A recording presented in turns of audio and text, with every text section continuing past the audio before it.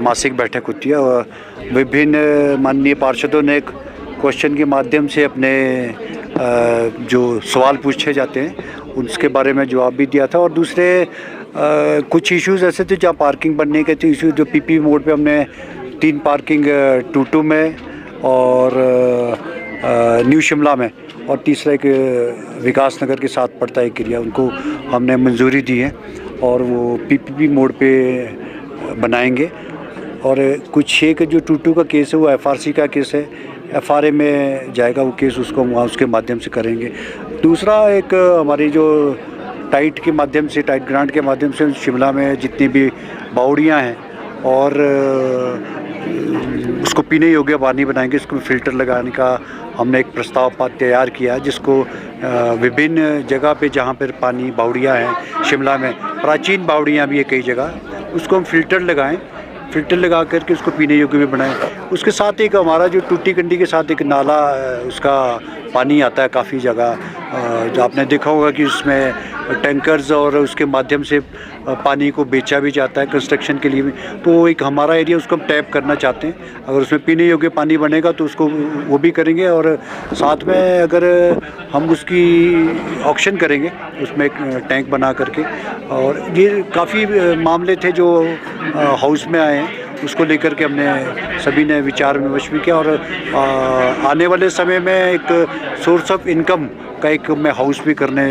का हमारा विचार बन रहा है, और उसका अभी तिथि नहीं तय की हमने, वो उसको जल्दी तिथि भी तय करेंगे। आजीविका भवन का एक इशू आया था हमारे पास, जिसमें उन लोगों की बहुत कम एक इनकम है, उसको हम जल्द इसमें इस मंथ के लिए टालने में थोड़ा सा, और किराया उसका हम कम करने की विचार भी कर रहे हैं। वैसे सैद्धांतिक रूप से हाउस ने पास किया है, लेकिन कुछ एक जगह से कुछ विरोध भी था, उसका हम नेक्स्ट हाउस में उसको पूरी तरह से और आगे लेके आएंगे। और उसमें कम से कम उसमें 58 शॉप्स अभी और है, उसकी हमने ऑक्शन करने के लिए कहा है। लेकिन उसमें एक साइन बोर्ड्स है, उसमें कैफ़े बनाना, एक फूड का जॉइंट हमने खोलने का उसका टेंडर भी किया है, और वो ताकि उस मार्केट को हम डेवलप कर सकें, और उसका नाम भी हमने सजेस्ट करना है। सभी पार्षदों से हमने इसका सुझाव मांगा है कि इसका आजीविका भवन का किस मार्केट के रूप में हम नाम रखें। तो सारे प्रपोजल थे वो हमने रखे। कूड़े का बिल को लेकर भी यहाँ पर बात हुई कि कूड़े का बिल अगर नहीं देगा उसको बिजली पानी काटा जाएगा, सरकार को भी प्रस्ताव। उस पर हमारा अपना नगर निगम का एक्ट है, नगर निगम के एक्ट के आधार पे हम जो कार्रवाई कर सकते हैं तो वो करेंगे। मैंने ओवरऑल ये महसूस किया है कि जो हमारा एक्ट है उसमें हमारे काफ़ी एक्ट में अमेंडमेंट्स करने की बहुत ज़रूरत है कई जगह, क्योंकि हम कार्रवाई अपने एक लिमिट के अंदर ही कर सकते हैं। चाहे वो कंस्ट्रक्शन का कार्य हो तो उसको हम स्टॉप वर्क हम नोटिस देने के बाद, उसके अलावा बावजूद भी कोई ऐसी कार्रवाई नहीं हो पाती है। जो ज़्यादा से ज़्यादा कोर्ट कमिश्नर में केस चलता है, उसमें बड़े सख्ती से कुछ कानून बनाने पड़ेंगे, क्योंकि चाहे वो गार्बेज का इशू है, चाहे वो कंस्ट्रक्शन का इशू है, चाहे हमारा जो ईपी ब्रांच से रिलेटेड है,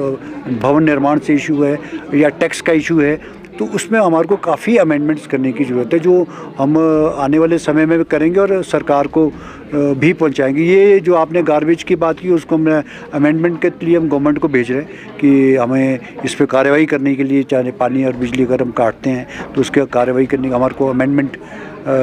की जाए विधानसभा में। जो सेशन जा रहा है हम उसको सरकार में भेज रहे हैं। कई इशू ये भी आया जिस तरह से नगर निगम, इसमें कई तरह के, जैसे जो अर्बन एरिया है जो पुराने समय में ओल्ड शिमला रहा है, तो वो एक प्लांट की सहायता बना था, उसमें सेटबैक्स छूटे हुए थे। कुछ एरिया ऐसा आया जिसमें कभी वो साडा में रहा, कभी फिर वो मर्ज एरिया रहा, मर्ज एरिया के बाद फिर वो NAC एरिया में रहा, तो फिर दोबारा साडा में चला गया, फिर उसके बाद फिर अब MC में आ गया। तो वहाँ के जो लॉज थे, TCP का कानून, TCP के, और उसमें कुछ एरिया पंचायतों से भी आया हमारे पास, जहाँ पर सेटबैक्स की कोई ऐसा प्रोविज़न नहीं था। तो काफ़ी एरिया ऐसा, जैसे टूटू का एरिया, टूटू में वो साडा से भी वो पंचायतों में पड़ता था एरिया, वो मकान वो इस तरह से बने हुए कि वो